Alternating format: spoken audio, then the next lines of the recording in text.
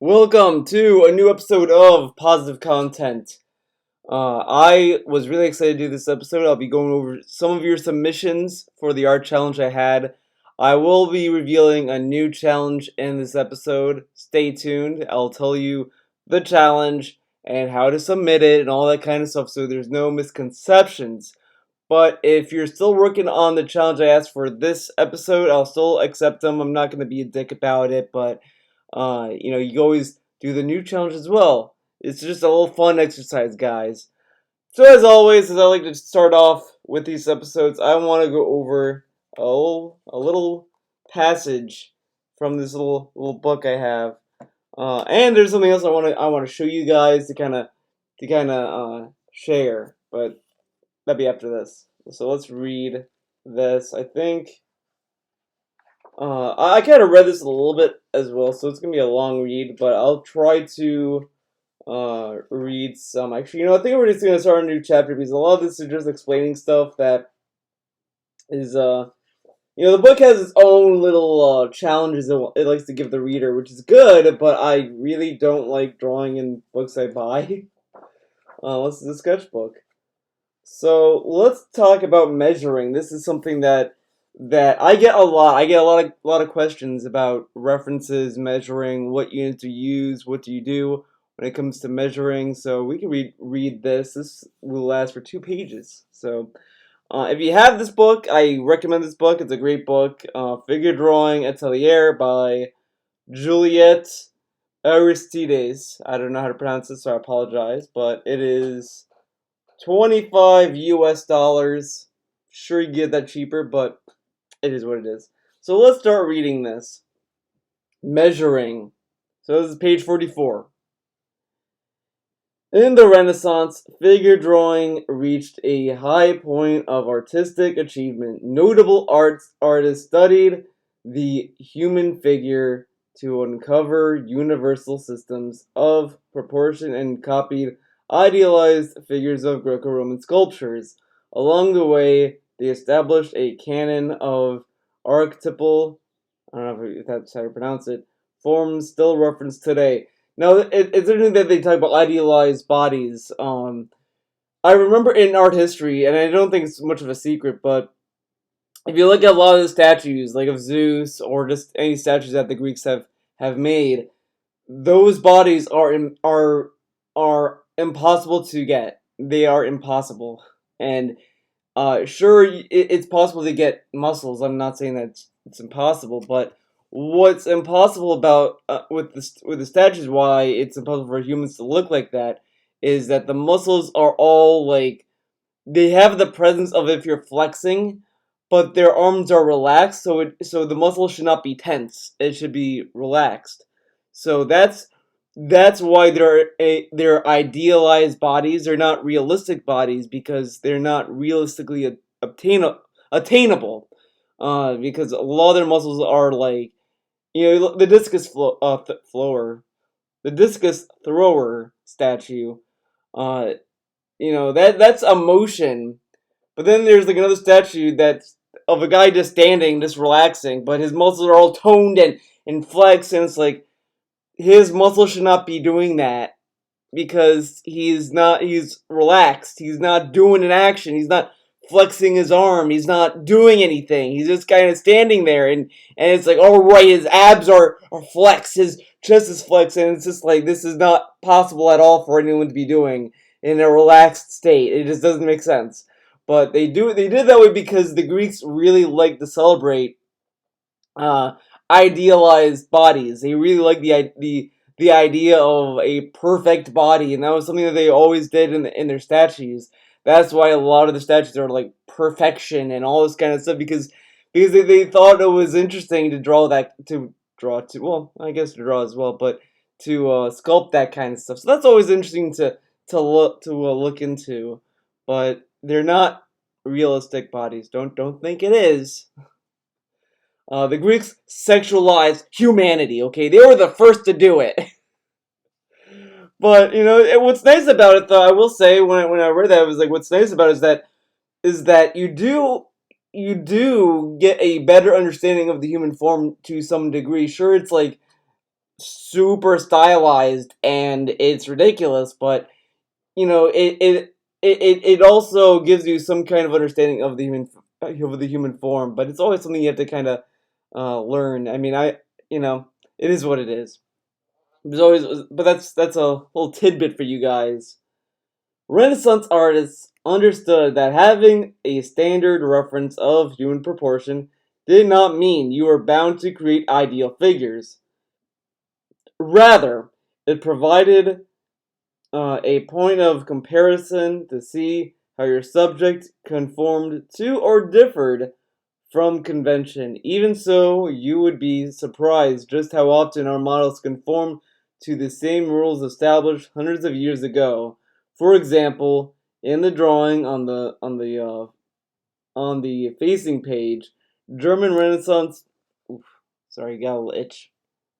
German Renaissance artist Albrecht Dürer, I don't know how to pronounce that last name, Dürer, maps out the proportions of a human hand. My left hand looks just like this, including that what I thought was an idiosyncratic tilt of the tip of my middle finger to the left. When I draw someone's hand, this information will make me a keener observer. Inspiration takes us only so far in the creation of a drawing. Measuring allows us to be more objective as we double check our work. There is more than one way to measure, yet, in essence, all the measuring ensures that each part of our drawing is consistent with the whole and with our source. Uh, it's just explaining more and more about how you're using a reference. I mean, it's always good to use reference.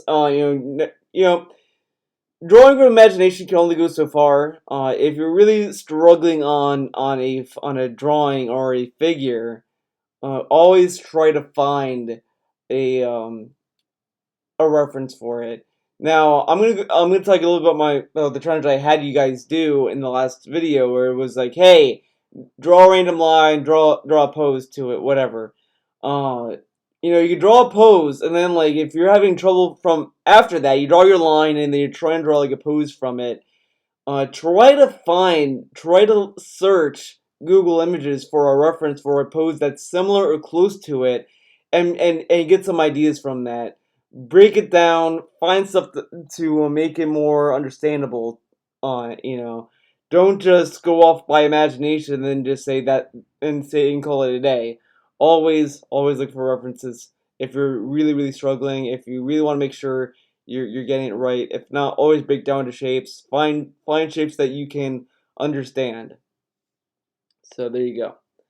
To ease the process of measuring, make your drawings the same size as the artwork you are copying so you can cite your measurements directly. For example, to check widths, simply use the pencil to measure the width of the original and compare it with that of your drawing. If the original is 4 inches wide, yours should be as well. Checking distances and proportions using measurement allows you to objectively see if you are on the right path. If your drawing is a different size from the one you're copying, you can measure another way. Take any unit of measure, such as a head, and use it to check your figure. If your drawing you're copying has 2 head lengths between the bottom of the chin and the navel, but your drawing has 3, something is off. So I've said, this is a go-to measurement a lot of art professors and teachers will tell you to use, and it's good. Using heads as measurements, it's a good measurement, because if you do it more often, it'll just become second nature. Like I've done drawings where I just I do other ways to draw the human figure, but I've drawn human figure for so long that I just kind of been subconsciously just drawing the parts where they align perfectly. Because usually to get to the groin, for example, that's usually like 3.5 heads. And when I just draw a random figure, that's usually where it kind of lands all the way. So if you're really struggling, just draw a head and then just measure the other parts. So usually from like this head to like the chest, like the where your breasts are. That's like two heads. The stomach is three, and then the groin should be like four, but it's like half of that, so it's like three and a half. Then by five, it's like near the kneecaps. Six is by like the middle of your leg or so, because on average, I've found that people are usually around 7 heads tall. Usually, I mean, you could kind of round it, kind of there. You could ball it, but heads are a good way to measure your drawing. So use your heads. Let's see. If the original is 4 inches wide, we read that. The drawing is copying this, something is off. Likewise, you can check width to height. For example, how does the width of the foot compare to the length of the head? Is it the same in both and original and your drawing? So you can do that way. So just measure by heads, all this. The other thing you could also do when you do faces, when you look at the eyes, usually the width, like the space in between the eyes, is one eye length. So like this, then this. See how that lines up? Makes perfect sense. So you always just find other things to break down from it. It's also like what I've been saying, general to specific, big to small. So you could look at that same way as when you're referencing stuff and measuring it. So measure with a bigger scale, like a head, which is a bigger scale. And then like, okay, I'm gonna be doing the chest right now. What is the width? Well, let's see how many heads that is. Then it's like, okay, so maybe from the midline to the shoulder, that might be like one head length on it if you tilt it sideways, and the other one's that way. And it's like, okay, so where are the distances of the nipples? If I'm drawing nipples, where are they gonna land? And then you can find ways to measure that. You could use all kinds of measurements for it, so it's all good. With the head, is a little bit easier. You can do eyes, as I said. But the other thing that is also really good, I learned this like 2 years ago, or maybe 3 years ago, but you could also break down the face by portions between the brow ridge and the tip of the nose. Roughly, this is the same length between like the brow ridge and the tip of your forehead. Your head might go a little bit above it, which is fine. It's fine. You're not gonna have a perfect head. You're not gonna have like a circle. And then if you're doing width, you could kind of tilt it this way and measure that way. So you could do it that way. You could get a note card to do that way. It's all kinds of things can help you out on it with that. So always go from big to small with that as well, depending on the detail you are drawing. Let's see. To measure a real model rather than a master copy, hold your pencil or a skewer with your arm outright and the skewer parallel to the body and perpendicular to the floor. Keep your elbow straight, shut the eye, and on the opposite side of the body from the skewer. Locate the top of the figure with the tip of the skewer and slide your thumb down until the nail rests upon the base of the chin. This will be your unit of measure, one head length. Keeping that unit locked in place, move your skewer down one head length. Where does it hit? Often near the nipples. Uh, once you get the hang of it, try using the same unit of measure to see how many times the length of the head goes into the width of the shoulders. To check the vertical horizontal alignments, make sure everything's lining up as it should. You can use the plumb line. Use a plumb line. Never heard plumb line. This is a thread with a small weight at the bottom. Once, while listening to an interview, I heard a master violin maker say to his apprentice, "Go slowly, we are in a hurry." He meant, of course, that the quickest way to get something done well and without mistakes is to proceed carefully. This stage of a measuring This stage of measuring your drawing is slow, requiring checking and double checking. Take your time, even if it means you can't finish your drawing in one sitting. By checking the horizontal and verticals and a few angles to make sure all the parts are aligned, you will be able to weed out mistakes over time, all that kind of stuff. That's good advice, but I also would just say go fast to slow. Always draw.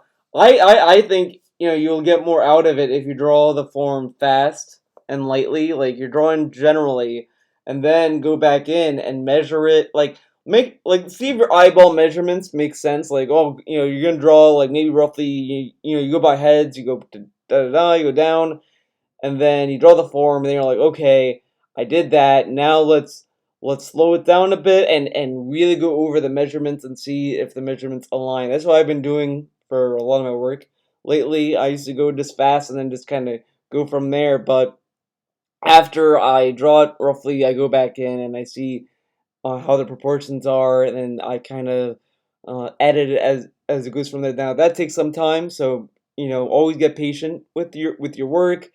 As I said, and that's also why I tell people never get married with your lines. Always be open to erase and edit. So that's little tips from here you can use if you ever need to. Now, I also said I was going to show you guys something. Uh, you might have seen this in a stream I did because this book has been really handy with drawing. This is the Yo Yoshinari rough sketches. For those of you who don't know who Yo Yoshinari is or why you should care, who is this guy?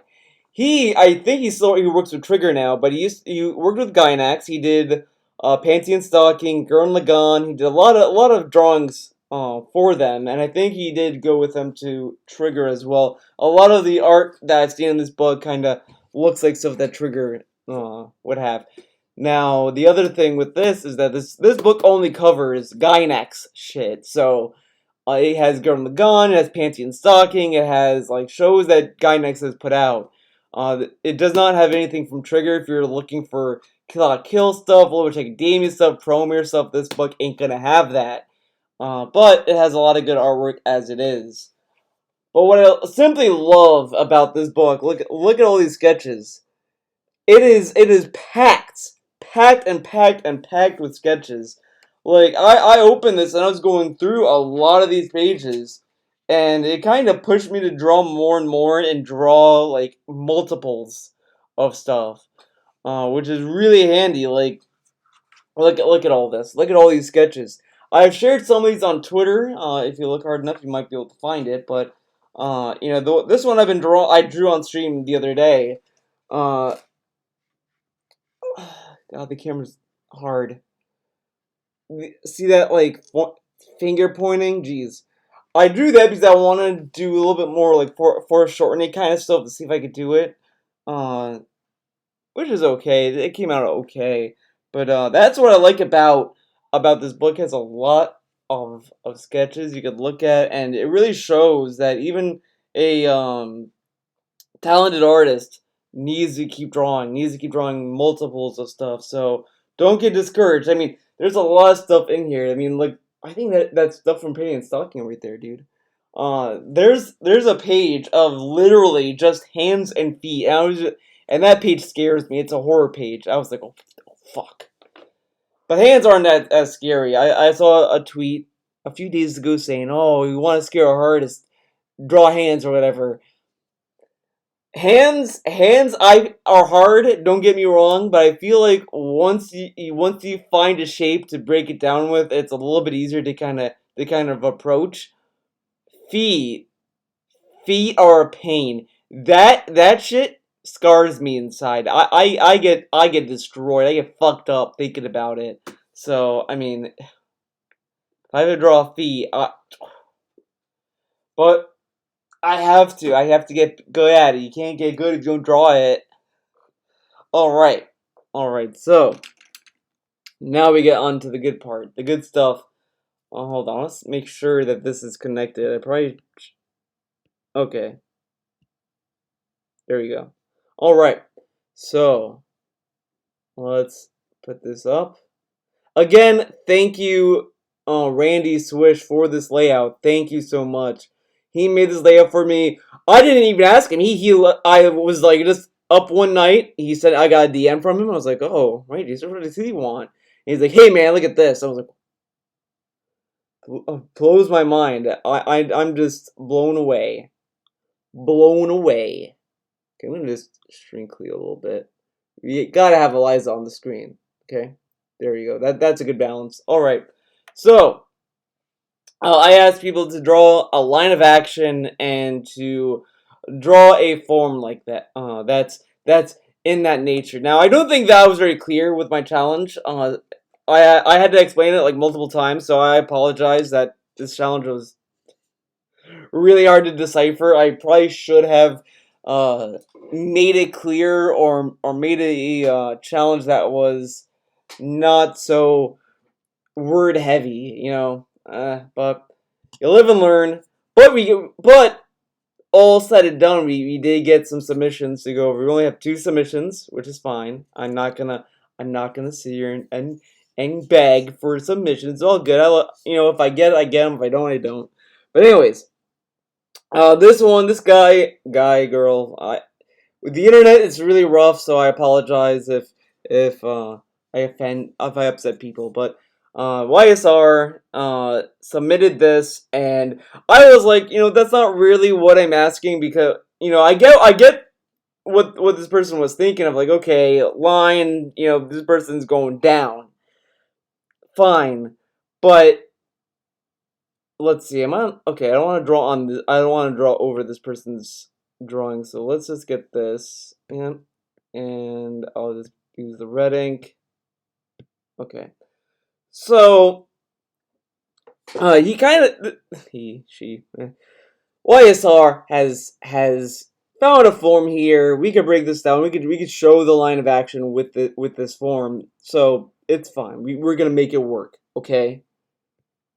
It's a good form, I will say. Like, I like YSR's art because it's like really stylized, has good line art, it has really good style to it. So I do like this person's art. I'm not so. Don't ever think that when I'm going over your work, I'm saying, "Well, see, this is why this guy sucks." I'm not gonna say that, but there's some stuff that you can go over. Criticism is criticism. My art probably sucks more, so it's all good. So, anyways, so we have the head here. This is a line. Then you got here, and I would say that could be a line of action, or it could just be as simple as this, something like that. It could be it could be a very simplistic line, which is fine. Now, if you want some oomph in that pose, like let's see what we can do. Let's see if we can make it more impactful. I don't think I can. I mean, I'm not really good at action. Let's see. No, you know what? I don't think I can add anything to it. Actually, I think it's pretty solid. The only thing I think that I would double check would probably be the arm placement, because I think this is like, let's see, this is the shoulder, right? It's kind of like that. Oh, that's not bad either. I don't know. In my mind, I'm thinking it should be like this. I'm thinking it should be that instead of this. Because if it's this, then I think this should be higher. Like, okay, let's undo some of these. So let's keep what YSR drew here. So let's see.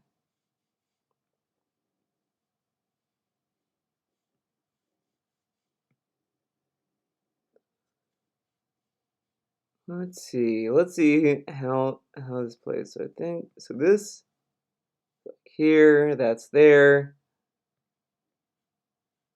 And then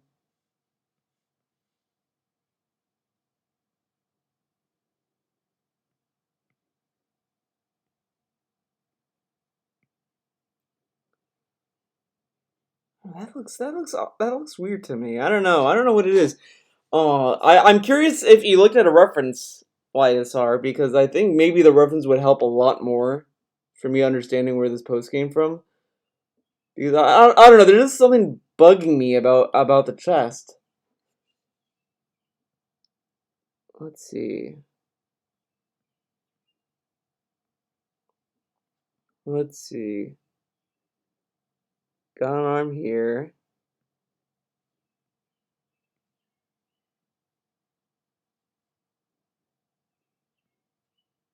And then we got the arm here.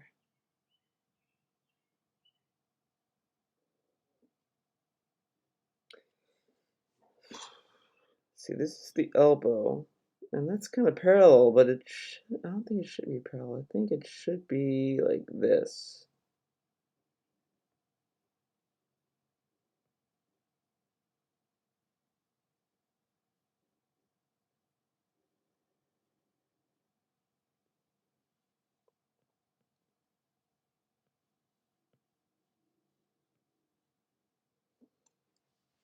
Hmm.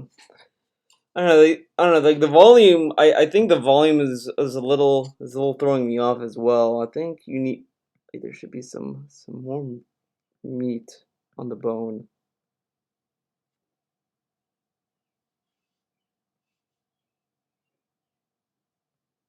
Let's see. Let's just draw a quick.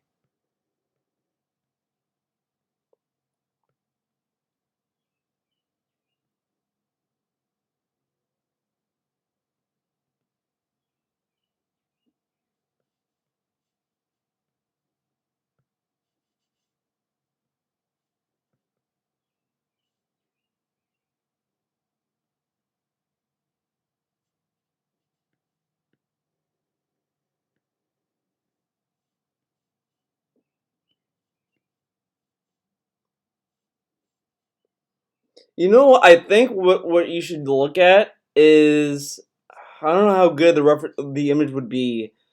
Go try to find that footage of Persona 5 when like Joker like lands and try to draw that. But I don't know if that would be a good reference because I think the coat is gonna hide a lot of it. Because I don't know, there's just it's something about the shoulders that is just really getting to me.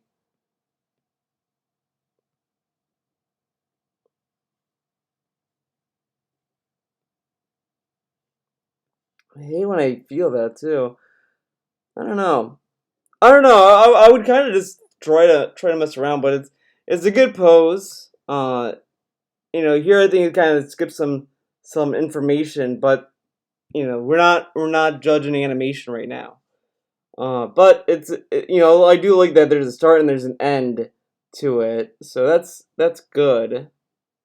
I just think there's something wrong. I'm just gonna wipe this layer and just redo that.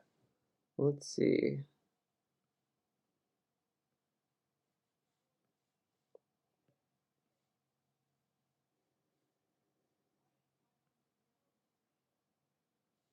Two. Hmm.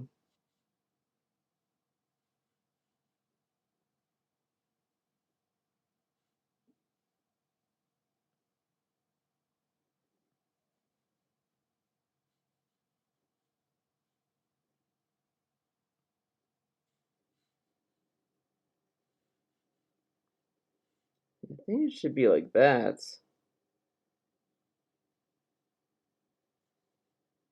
Then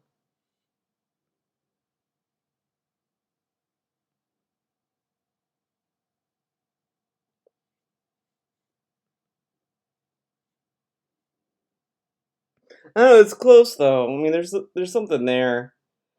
I think you're onto something, YSR. Don't look down. I think it's a solid pose overall. The fact that I'm just like sitting here like thinking about it, I think is pretty solid. But let's move on to this other person's submission. This was submitted by a person on Discord called Stupid. His name is Stupid. I'm not making fun of him. I'm not saying he's an idiot. He has that name.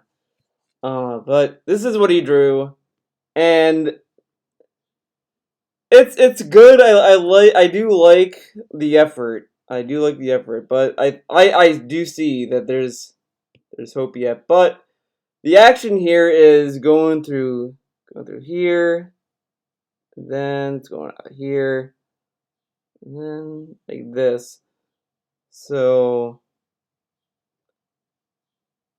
I think the main issue is that there's no solid proportion for this. I would have looked for yoga stretches because this is what this looks like. It looks like a yoga stretch, so I would have just done studies of yoga stretches, which is fine. Again, this is not like a bad place because the thing is that there is a lot of good uh energy put into this, but we're gonna make it better. Let's make it better. So we're gonna just do this and do this. We're gonna frame it up. Okay, this will be the unit of measurement. As I said, we're doing heads. And then it's gonna go like this. Let's see, 1, 2, 3. You got the sizes right. So that's good. Now, also, if you're having else to confuse, always just do it yourself. So yeah, you think that yeah, this is gonna collapse, but your shoulder doesn't disappear. The shoulder kind of goes up. So it's not gonna do this. What you're doing here, that's not what is gonna happen. It's gonna kind of smush right there, and that's gonna go down there.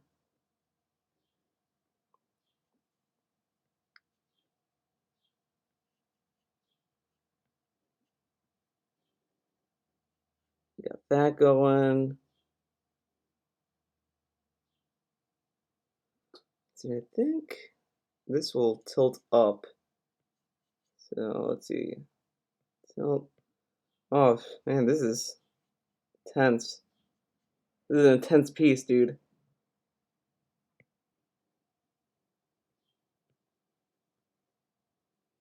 Now I think the foot placement is wrong. I think the foot placement should be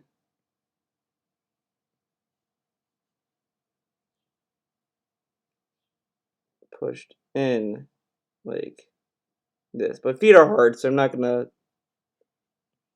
go much. And then go like this. Now, I've also mentioned the artist Ethan Becker. I've been watching his videos. Check his stuff out, stupid. He has some good tips and tricks to kind of get through some of these issues because I think a lot of this is just I don't think you're breaking the image down to shapes. The one thing that really helps is the lemon slice shapes. Lemon slice's favorite triangles. He has a whole video series on that kind. He has a not a video series, but he has a video on that you could look into because the one thing he says is don't draw ovals. Ovals are indecisive and they're lies, whatever. But lemon slices have been really helpful for maybe the because there's always a side that the body favors. Sure there might be some edits you could kind of go into, but for the most part, lemon slices kind of help guide the form. So that's something you should look into as well. So you got this elbow here.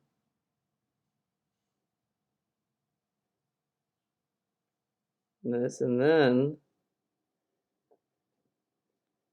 there we go. So let's really get into it. Let's take that away and we're gonna really refine it a little bit more now. So let's do this.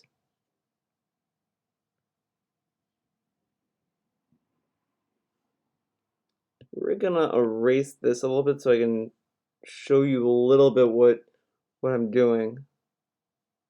So it ain't easy, okay? So don't worry, don't worry. Everyone struggles on this planet. So let's see, that's there. So that should be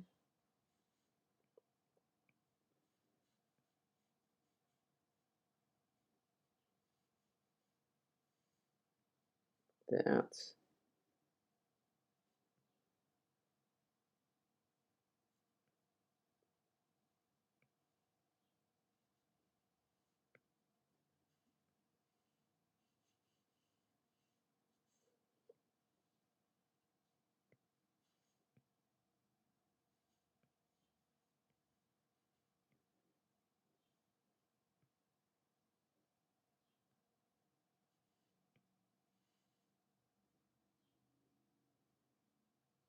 Then you got the leg like this. Oh, you know what? I should put some music on. Totally spaced on that. There was supposed to be music during this part. Whoops. My bad, everyone. We all make mistakes. Then we're gonna just draw the foot like this. I'm not gonna be too harsh on the foot.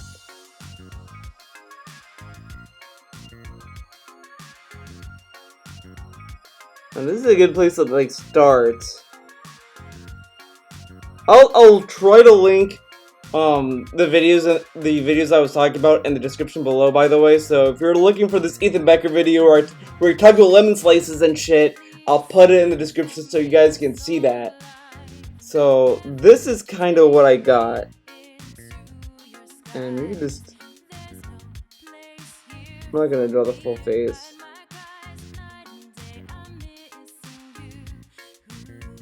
All right.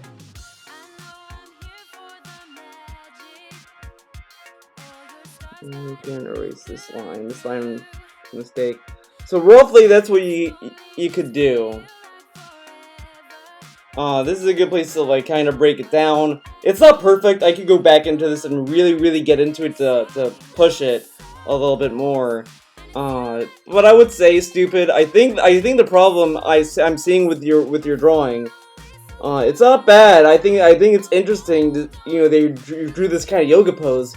But you need to find a shape to stick with, because a lot of these lines seem like they're not confident. Your lines need to be confident. You need to, when you draw, just be like, fuck it, and then you go in, you draw it. Then it's like, then you kind of, you know, smooth it a little bit with an eraser. You kind of go in and you just kind of round it. You know, because like, a lot of these lines, they just seem like kind of like you're just kind of hunched over and you're just hugging the throat of the pencil. I always kind of start off like this, kind of like in the mid base, and just go like really fast. And the other thing that I've noticed with people, well, not me. I mean, my professor was telling me about this as well. But always go with your elbow. Draw with your elbow first, and you try to get the full range of motion when you draw. You're really not gonna draw like this, but you know, you should be moving your entire arm to do stuff. Like, you know, sometimes you do this. You know, sometimes get into poses. You know, sometimes I'm hugging my iPad pretty much to draw, because it's not something that like you want to be like too far back, you know, or too squenched up. You need to kind of get around it and be more flexible. So. You know, that's what I've seen with your piece. I think there's a lot of indecisiveness with the lines. Some of the shapes I see, I mean, I do see a little bit of the triangle here. Oh no, but I think the issue is just that you're struggling with just proportions and where things go. Always like, you know, feel like here, your shoulder, and then see what happens when you do this. It doesn't vanish, and it doesn't go down into nothingness. It kind of goes up. It brings this part of the body up. So I hope that helps. I hope that explains what we should be looking for a little bit more than that. So let's do a new sketch, guys. So that's that. So those were the submissions. Again, thank you YSR and Stupid for participating with the art challenge. Even though I think, you know, it was nice of you guys to try to attempt it. It was fun. It was fun going over that stuff. But now I'm gonna draw mine. I'm gonna do my own little sketch. I'm gonna do a random line, and then we'll make that into a pose, and we'll see what happens. Okay, so let's get into it. You gotta do some arm stretches. Always. Get loose when you draw. You wanna just, it's like you wanna fight, you're just going crazy. Okay. So let's see, what line am I gonna do? Nope, just don't think about it. No, that's not a good one. Let's see.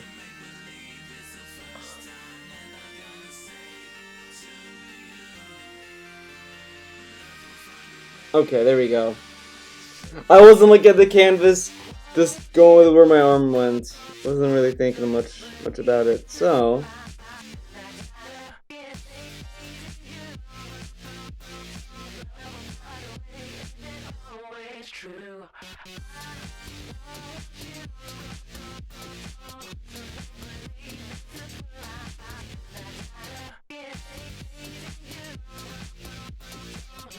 I'm, as you see, like I already kind of did the lemon slice here. See, like there's this weight on this side.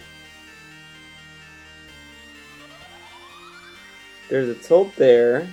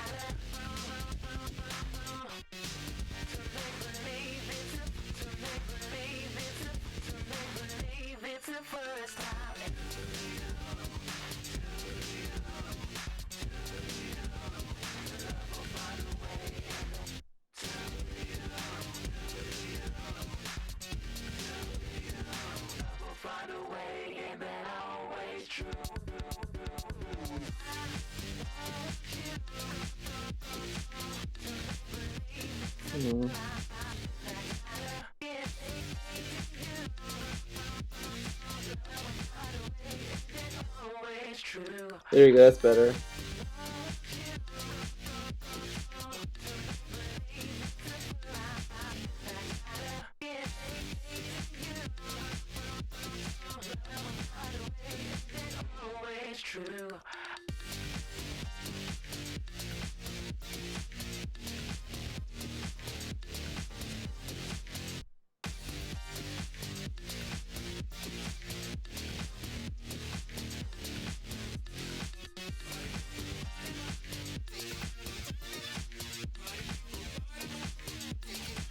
Let's see. I can't think of a hairstyle to give him, so I'm just gonna give him a hat. Let's give him a hat, dude.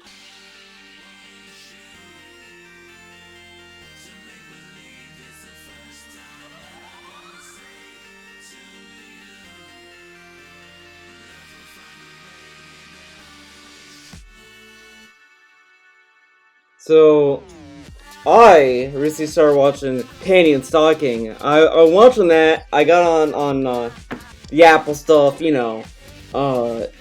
It's actually a really good show. I thought I knew of it because I've seen images of it, and I thought I was gonna not like it at all because the art style is very like I feel like it's kind of like maybe not a commentary on it, but it was a parody. I think it's just a parody of American cartoons with this kind of like flat kind of thing, and it kind of goes gonzo with it.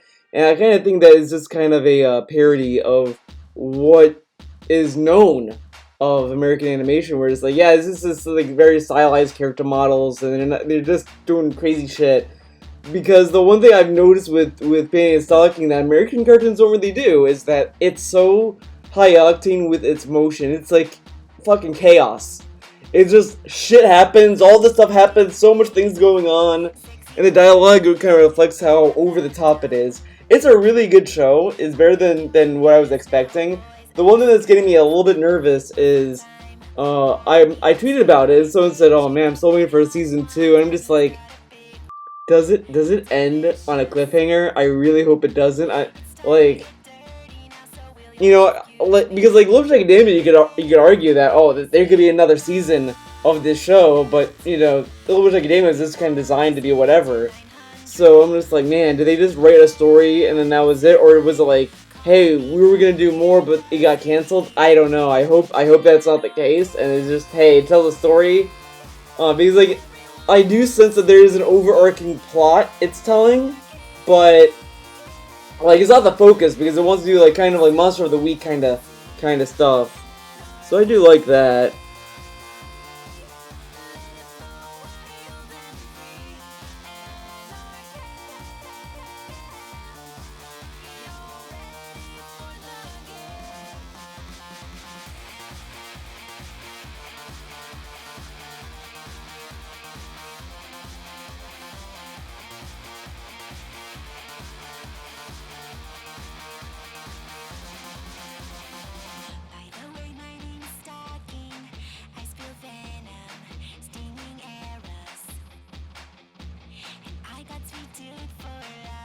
And the music's good, obviously. That's why we're listening to the soundtrack right now. The soundtrack is like really good. It's really something.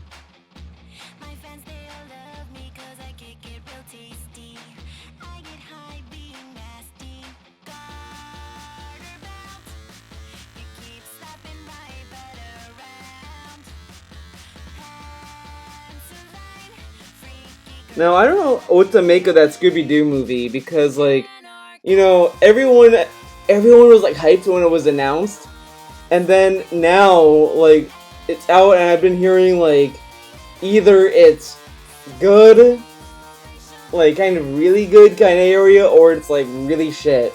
And I'm just like, I don't know if I should even bother with it. I mean, I'm not a huge Scooby-Doo fan myself. I never really liked it. I really don't know why. I don't know what. I think I just got tired of the formula of it. Like, oh, they go to this thing and that this location, they try to solve it. A member gets kidnapped. They find the member. They come up with a plan. Shaggy and Scooby fuck it up, and still catch the bad guy in the end. Like, it was just, and I was just like, I think I'm done with this kind of gimmick.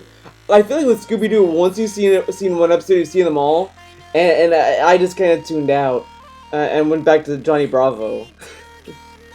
I don't know, it was just kind of whatever. And I also didn't like the audience stuff they did. Like, you're doing an animated show, like, okay, like, I kind of get it, but, like, maybe at that time they really wanted kids to think that, you know, these cartoons were real, so they have this live studio audience kind of reaction to it, but it was just kind of like, I didn't care for it, and I was like, and then the movies didn't have it, so it was just like, what's going on here? But I guess it's a movie, dude.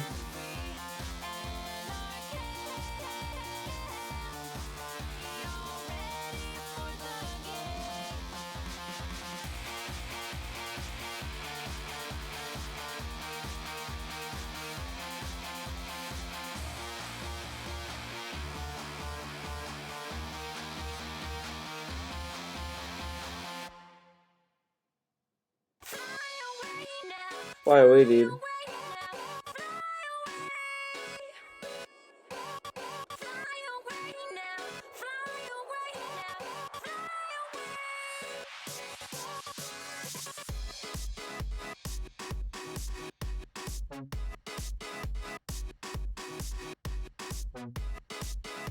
Okay, so let's lower the opacity here.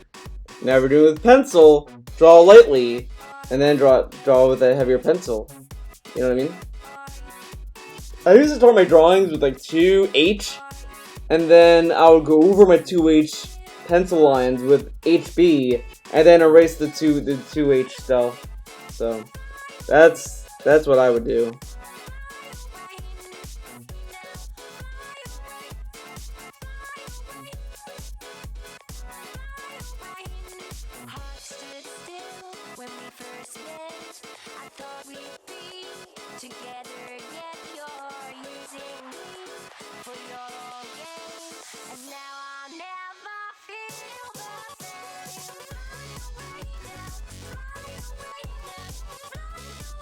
So I've been playing Gears of War, surprisingly.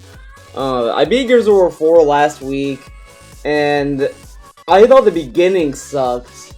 Like, I don't know what they were thinking with that intro. Like, oh yeah, like, it starts off with you doing like the Pendulum Wars, E-Day shit, Gears 3 shit, and it was just like, this isn't fun.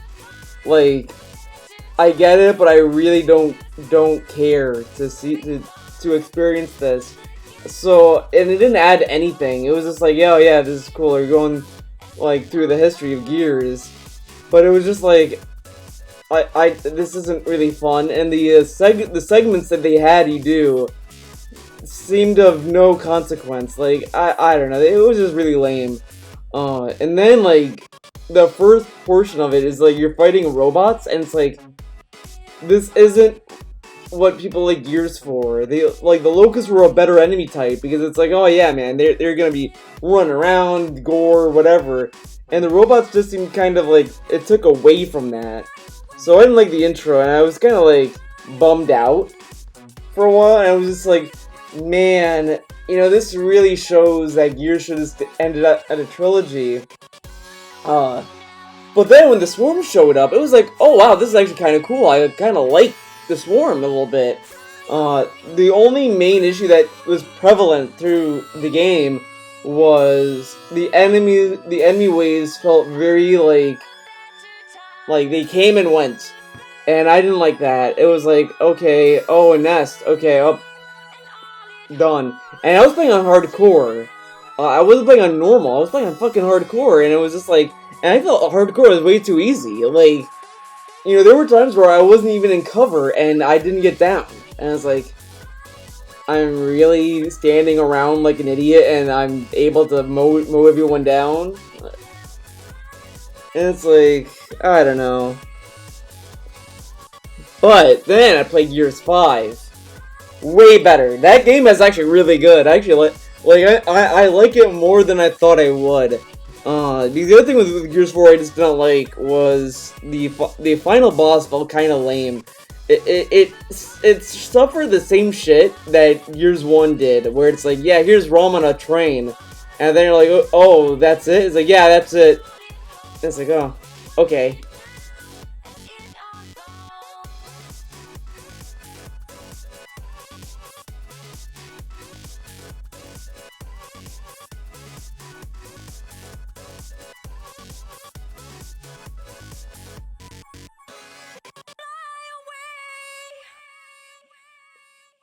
I'll be honest with this.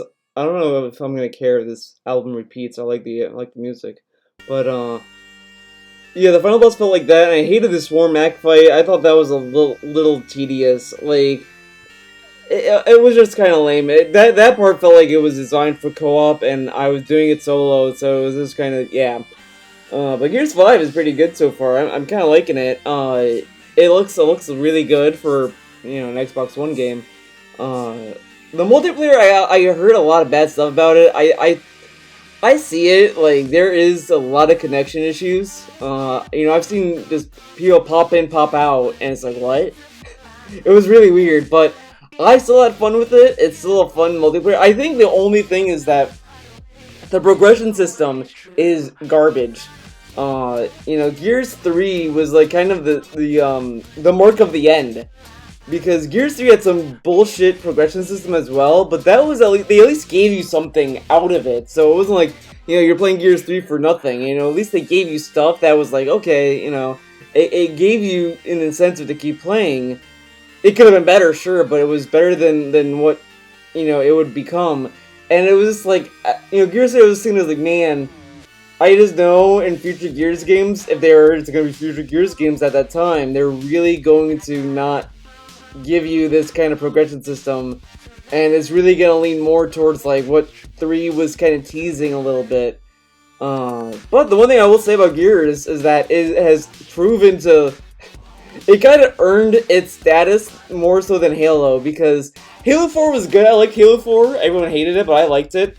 But I played Halo 5 and I really could not give a shit about it. I'm using my Game Pass trial. And it's like, yeah, I'm not gonna bother buying this. This is trash. It was just so lame. Like, the beginning was like just cinematic stuff, and I was like, okay, I don't really care. And then I don't know, like, the combat felt very, very floaty and not satisfying, while Gears, like, still remained satisfying. Like, Gears 4 and 5, I feel, at least to a degree, the developers were like, hey, we know what people like about Gears, and we're just gonna give them more of that. So, Gears 4 and 5 kind of earned their keep, so to speak, while Halo 5 is just like, yeah, dude, fuck it, man. And it's like, this game should just end. Like, I don't think Halo, shown me that, like, yeah, it has what it takes to stay, it just...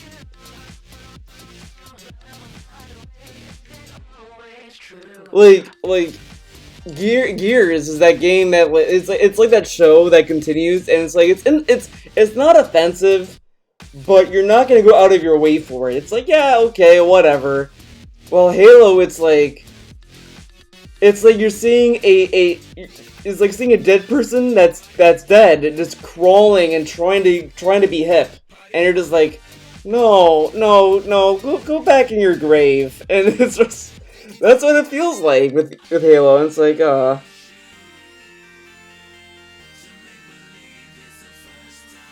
and I don't know why, I just don't get, like, the story was just kind of boring too in Halo 5, like, there was nothing that was hooking me. I was playing and I was like, okay, so, that lady is like, oh, Cortana, you're gonna be cool, and then it's like, okay, Cortana's gonna be cool, okay.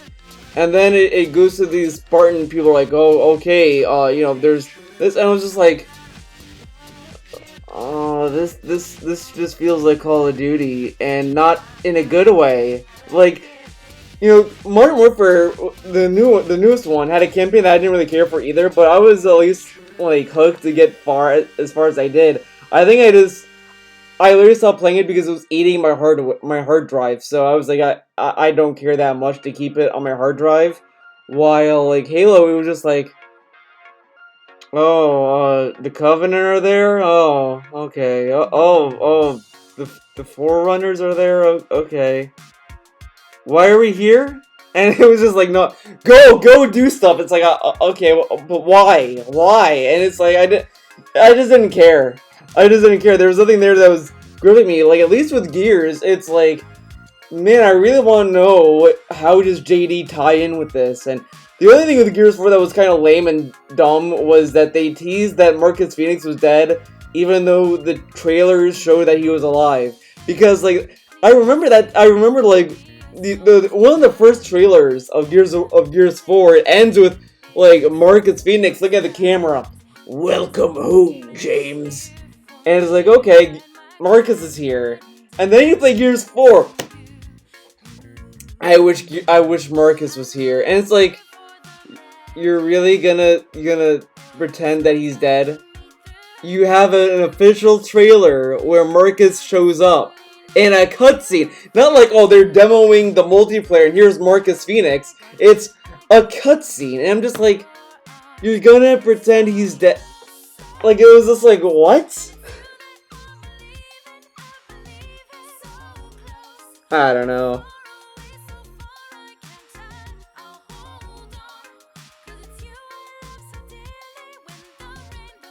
But you know what I also got today as I'm recording this?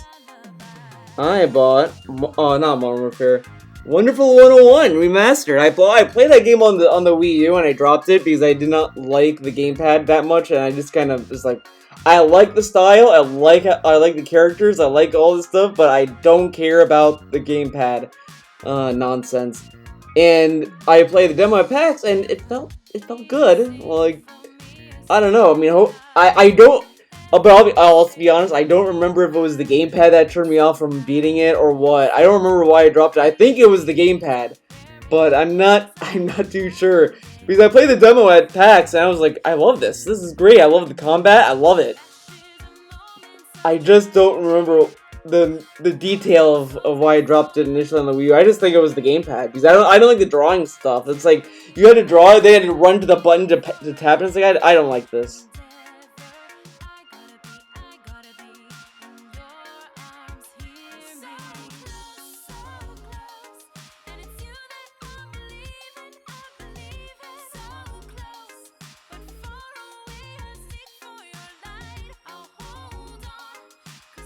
This song is really good. It's such a relaxing song.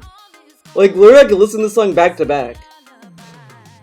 It's so good. It's like a crime how good it is.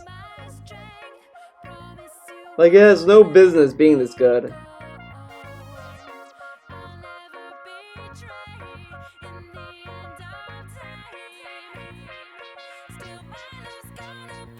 And, like, the credits of Pain and Stalking are, like, I thought I was gonna hate the song when I first heard it, because I just thought it was gonna be, like, and, like, a repetitive beat. And then, like, I was, like, I listened to this, and I was like, this is actually a really good song! Holy shit, it's, like, so misleading when you hear the beginning of it. And then as it goes on, it's like, oh, man, and the vocals are so good!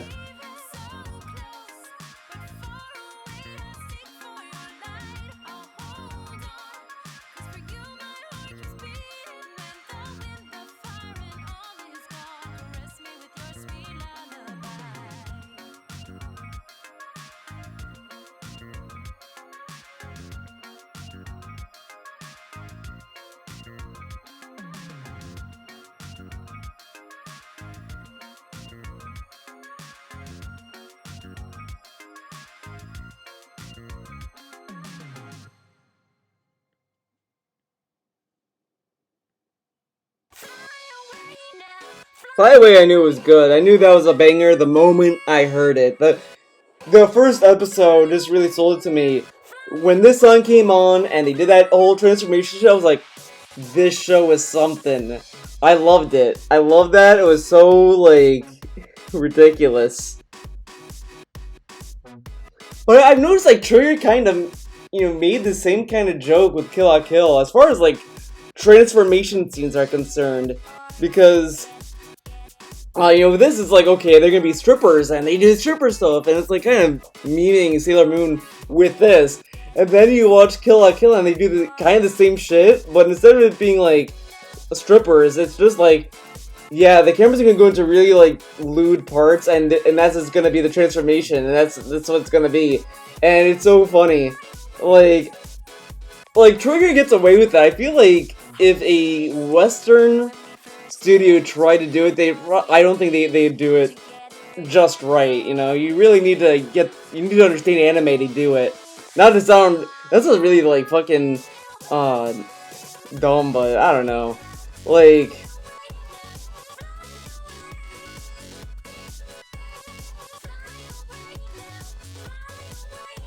it's like doing edgy humor. I feel like some people can get away with it better than others. Like, edgy humor is not terrible, but, a lot of it is just like, wow, and it's like, wow. And it's kind of used in a lazy way, too, I don't know. Like, you really have to be funny to do it, and you really have to know the audience, too.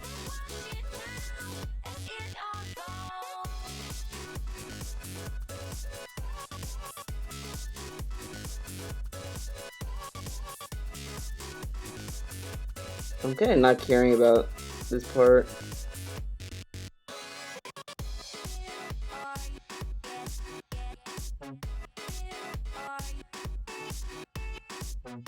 I think there's something wrong with this, but whatever, fuck it. So there you go. That's my random action pose. Look, let's take a look at it without the lines. Yeah, it's not bad. It's not terrible.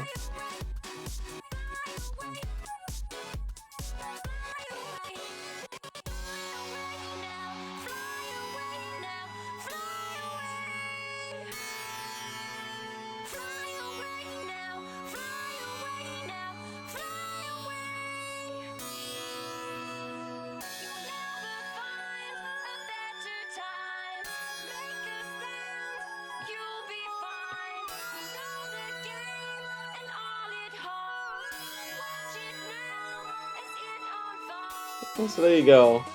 There you go. That's what I was looking for. It's not bad. It's actually not that bad. Better than I thought, but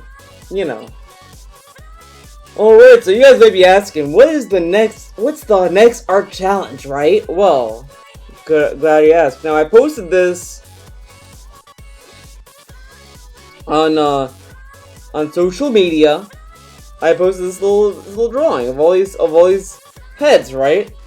I want for the next art challenge that's gonna be due. I'm thinking of a June date, but I'm just gonna look at the calendar. Let's see. Yeah, I'm gonna say June 4th. June 4th. I want you guys can go to my Discord. The link to my Discord is in the description. There's a channel called Art Challenge. Post it there. I'm gonna also type up the challenge as well. Go there. Go there. Submit your piece, and this is what the challenge is gonna be. Draw at least 5 faces, all different. Any variety, be it hair, nose, eyes, whatever. Draw as much variety as you can. At least 5, at most 10. You don't have to rush it, you don't have to do anything, just draw 5 to 10 faces, all diverse, all different, and turn that in. It doesn't have to be finished, it could be like this as well if you want. If you want to keep the grid lines there if you want, that's all good. So just draw 5 to 10 heads, faces, as if it be the face. Doesn't matter what portion, it could be this, whatever you want them to be positioned. I would recommend doing as many positions as you can. So draw as many faces as you can, all different, no repeats. So that is gonna be the art challenge. So draw 5 to 10 faces. And I'll expect that June 4th. June 4th.